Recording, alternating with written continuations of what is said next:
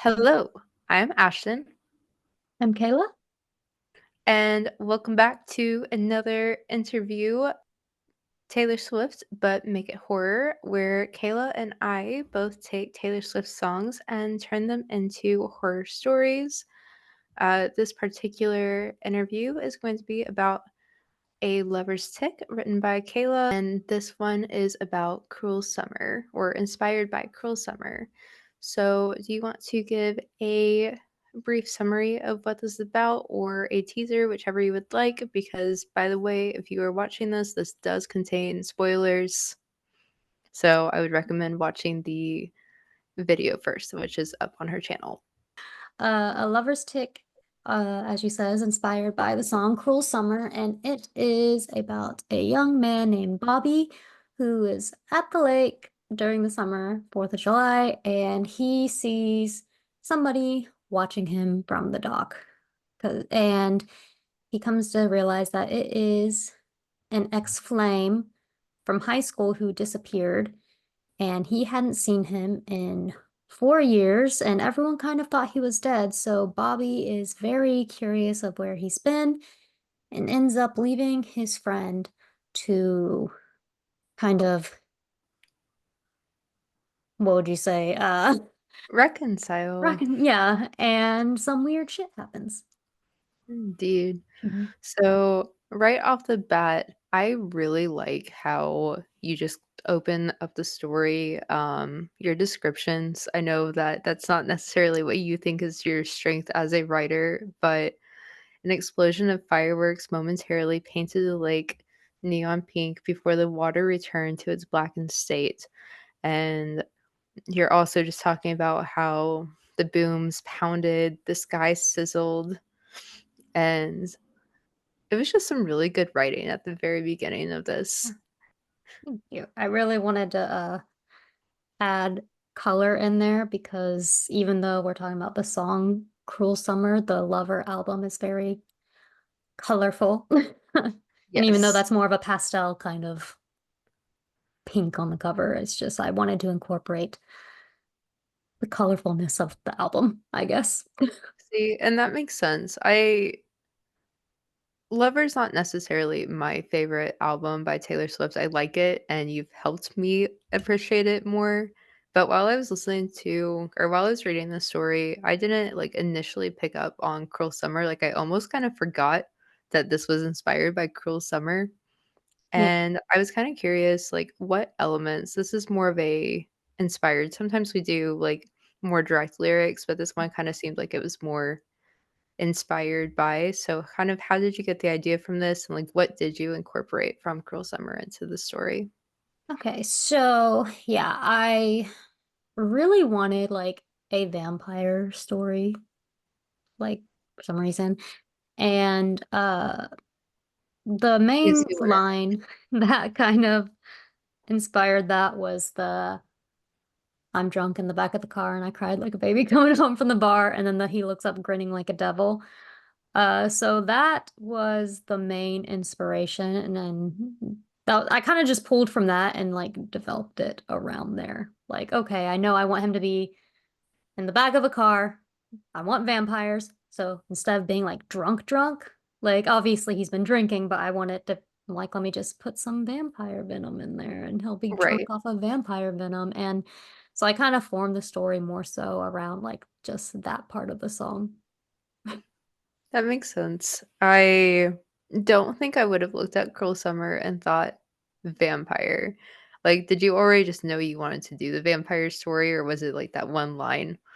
It was that like line, like I knew eventually I wanted something to do with vampires because I do like vampires.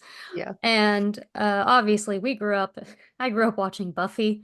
We grew up during the whole Twilight craze, Vampire Diaries, when vampires were like all the rage. Not that they're ever out, but you know, there are times when they're more popular, and I feel like when we were younger, they were a lot more popular Yes. for a time. So I knew I eventually wanted to, but really like the grinning like a devil is where I don't know. I was just like, vampire. No, it's fair. So at the beginning of the story, like, I'm kind of picturing, even though they're not at camp, Like, it kind of, like, reminded me, like, setting up, like, Friday the 13th. It's just, like, cool, they're at this lake, like, something's going to happen, and then there's this guy that hasn't been around for a while, and he's presumed to be dead by everybody, so I know that you kind of, like, make it so they talk for, like, a little bit more, beforehand, but how long has he been, like, standing there watching him? Like, is this, like, a very targeted prey?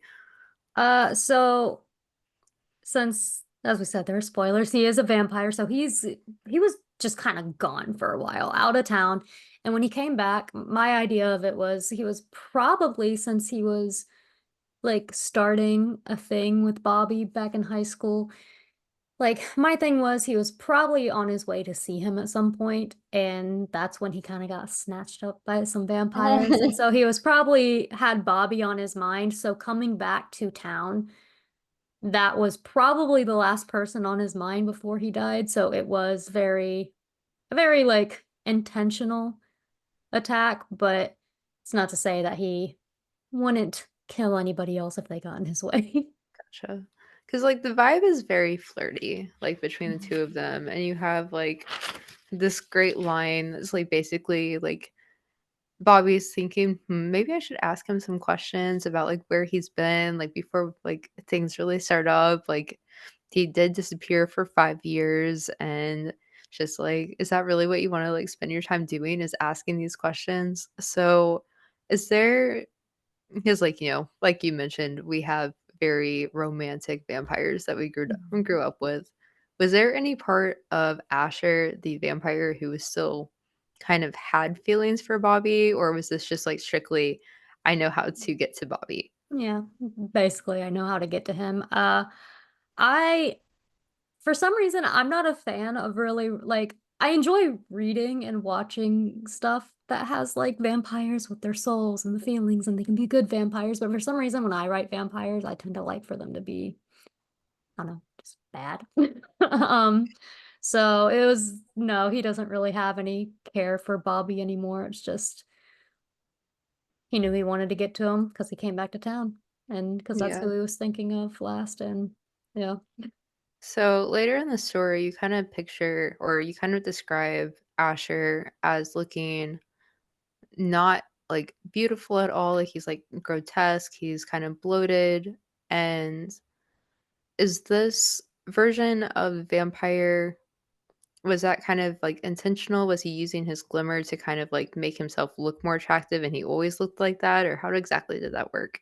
The way that I kind of pictured it, like, I remember hearing on a podcast, Hexes, Horrors, and Haunts. My friend's wife used to do a podcast. It's not active anymore, but she was doing an episode on vampires, and she was talking about, I think, how they used to be like very bloated and sickly, purple kind of looking. And I looked it up, and what I saw was like that, like older vampires, like from older tales, like apparently looked that way because they had drank blood. And I really liked that because I hadn't really seen that before. I'm sure that there are stories out there that have it, and I just like only really know the super popular ones that like where the vampires are beautiful. But That's fair. so I thought that that was kind of cool, and I wanted to do that. And even though he's got a purplish tint to him, I thought it also fit the line of like the shape of your body is blue. That's fair. That is very fair. It's convenient that that line worked out for your story. Mhm. Um, oh, and before I forget, there was actually another line, and it's like way further on where he sees him, and it says he can see his outline. I initially had like the shape of his body was like something about the darkness, and that his outline. I was like, oh, shape of your body and outline's the same thing, so I'm just gonna use the word outline. So No, that that's almost fair. made another kind of appearance. Yeah, and speaking of not making your stories, like, too long, this is your shortest story that you've ever written? Like, in general or just for Taylor Swift but make it horror? in, in general. Dang. So, what was it about this one? Was it just, like, you wanted to challenge yourself, or was the story, like, kind of, like, feeling more condensed in your head? um, I think, as you know, like before, because we took a 2 month break, but like started writing this before we decided to take a break. and I was just, as you know, I was burned out at that point. Like I even like, you know, the story before that one that I did, I was already burned out. And so that was mainly why I was like, I need to learn how to write them shorter anyway, and I'm not in the mood to write. So let me just try it with this one, which is actually a lot harder for me, but like that was kind of like I two things of me being burned out and then also really knowing that I need to learn how to write shorter stories. Yeah. What did you find the most challenging about making it more condensed? I didn't spend as much time with my characters as I liked to Yeah, do, and I felt like I didn't really have a lot of emotional like any much emotion to give to people like or attachment to when it came to the characters, and I was just like, wow, this is all just happening so fast, and I'm not really spending like it's like only 8 pages, so there's not too much time with them. Like, can anybody even really like feel anything for them when there's like so it was like I'm just used to spending a lot more time with my characters, and I didn't really have that. that's fair. Because I know you're planning on doing, a lot of these stories, going back, editing them, getting some beta readers to look at them. Is this one of those stories that you would expand so that way you could get more attachment to them, or is there a character you wish you would have spent more time on? Yeah, I don't think that I would make it too much longer. But I did have a friend read it, and it was actually one of the things that I was surprised no one else pointed out. I was like, "Hmm, I kind of brought Abigail in, and then I never brought her back in. But if no one else is going to point it out, then I'm going to leave it be." But she told me make sure to make Abigail pay off. So I feel like I need to incorporate Abigail, even if it's just like in one more part. And Right, then like it's 1 also, AM and it's time for her to come find him. yeah, well, I almost had him call her, but then I was like, but wouldn't that kind of make him stupid, not calling the cops and just calling his friend who she needs him to get home anyway? So, like, I don't want to make him stupid, so I had him call the cops instead. And then I just was trying to make it short, so I couldn't figure out how to tie her back in.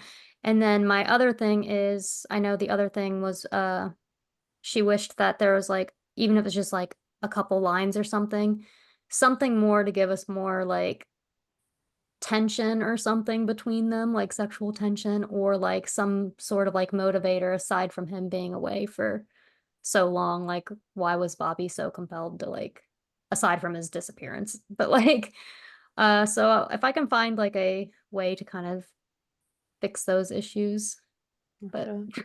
See, like, I know you and I have talked about this a lot because initially both of us really wanted to touch on YA, and you have your YA trilogy that you're working on.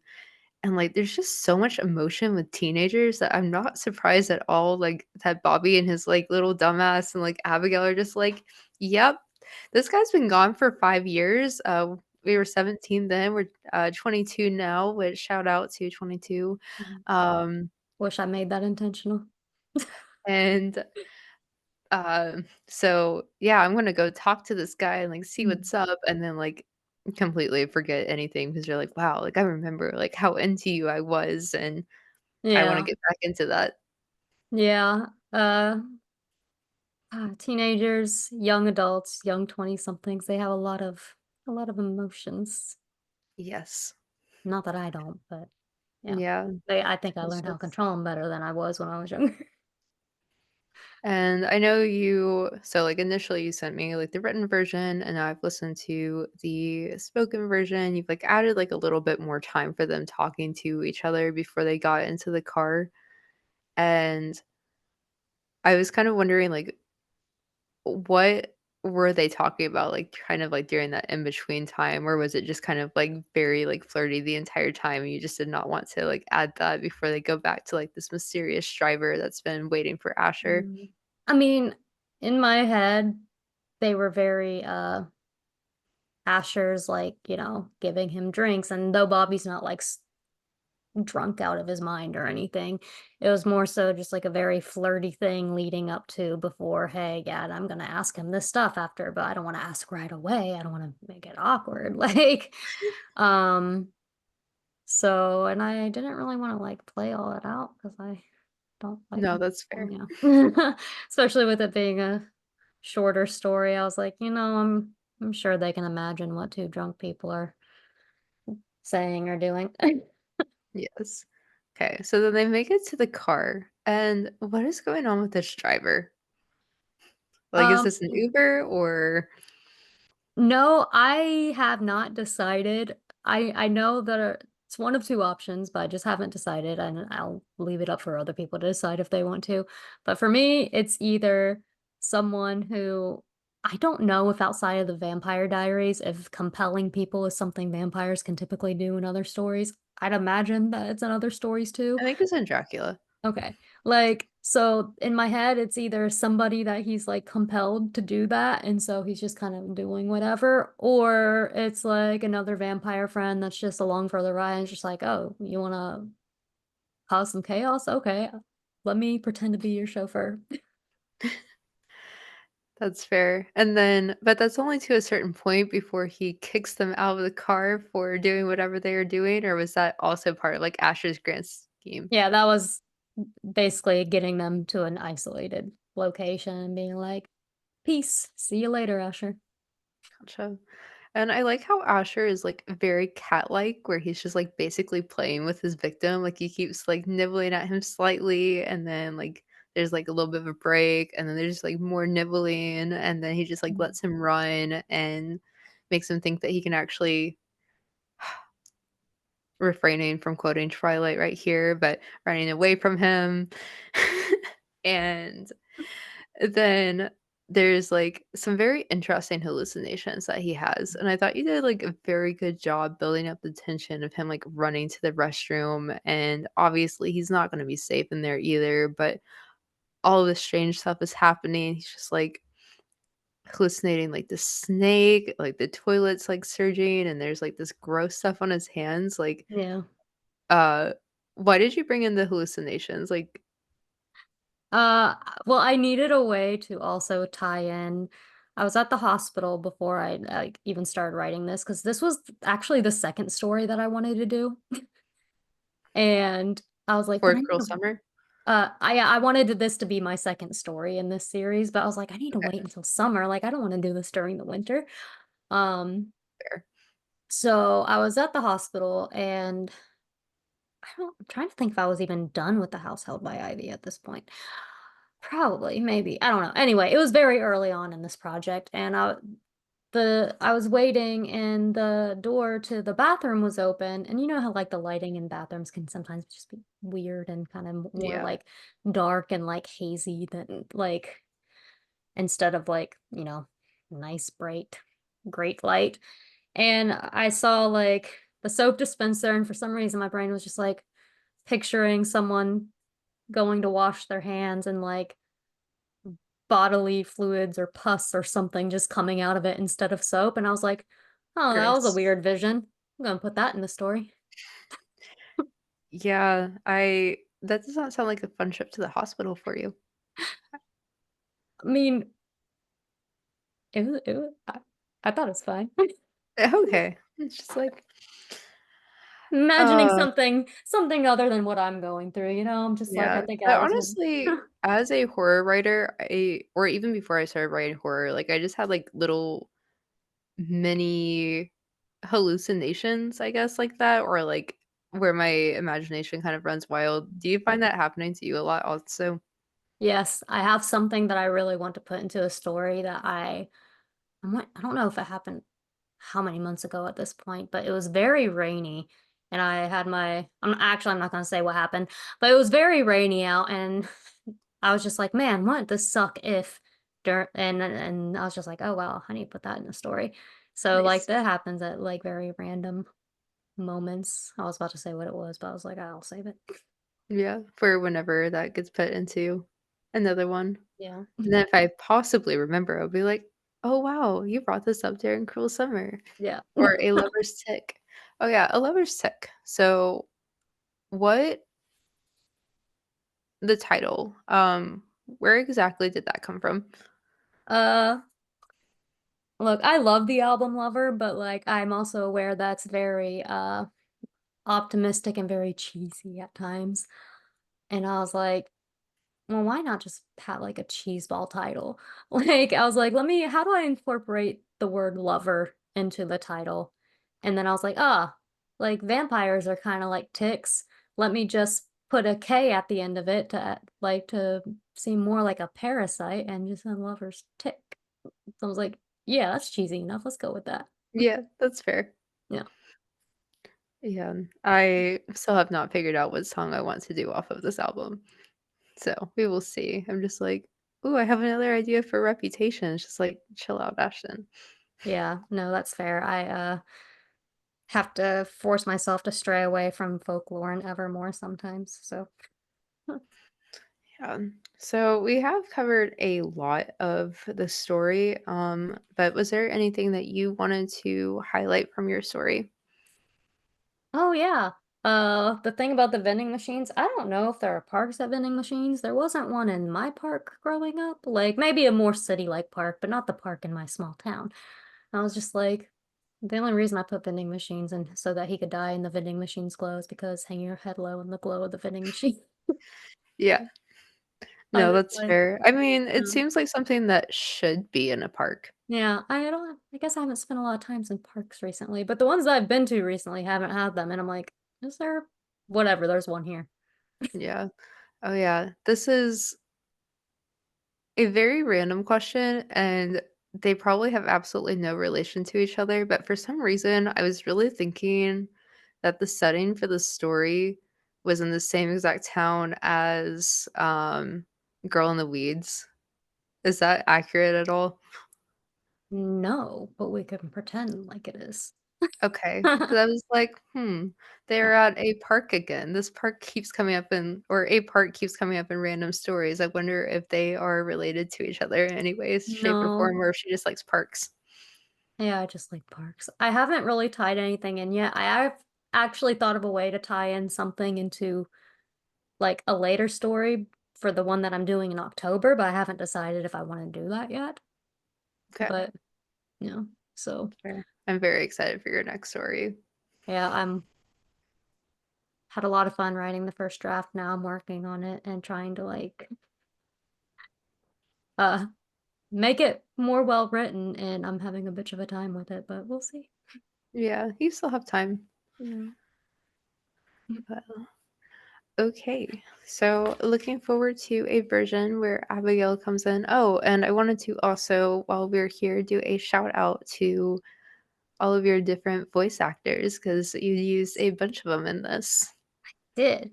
So yeah, I didn't know if we wanted to do that or not because oh yeah, that's coming out on the same day. Never mind. So or for your channel, it's on the same day. So we have Baron for the main narrator and the character of Asher, and I if I were smart, I would have had him to be the main narrator and Bobby because it's from Bobby's point of view, but I didn't quite think about that. But anyway, he works for both of them, so it's fine. Yeah, that's And okay. We love us some Baron voice yeah. acting. And then there was Michael from the We Love Horror podcast, and he also has a channel on here. Anything and Everything Horror, I think is what it's called, who played the part of Bobby, and he did a very good job. So, can't be upset that I didn't think of it earlier. Well, I'm sure he would have done a good job with Asher too. So anyway, they both did very good jobs. And then my mom was the 911 dispatcher, and my poor mom was getting over the sickness that we shall not mention on the internet for fear of it giving us some sort of like oh but like my poor mom was getting over the sickness and her voice was so like still like cracking and everything and so like I felt bad. I was like I can do this part, but anyway she did it even though she had a cracking voice, so shout out to my mom. Way And to then go. I was Abigail because well I mean I guess I'm a chick who has a voice, so I guess I can do that. So Wow, that's impressive. sorry. Anyway, shout out to Baron, Michael, and my mom. You guys did fantastic, and I'm very appreciative, so thank you. And I will definitely be looking at them again in the future if I have other projects that I need actors for. Indeed. All right. Well, thank you guys. If you have made it this far, we very much appreciate you. And the playlist for the rest of our stories will be down below in the description. And uh, next month, you can come back on September 13th when I will be covering all too well. So, So excited for that one. indeed, we're Anyway. gonna switch gears and go from the summer to fall with that one. Indeed. All right. Well, thank you for watching. We're both very bad at outros, and goodbye.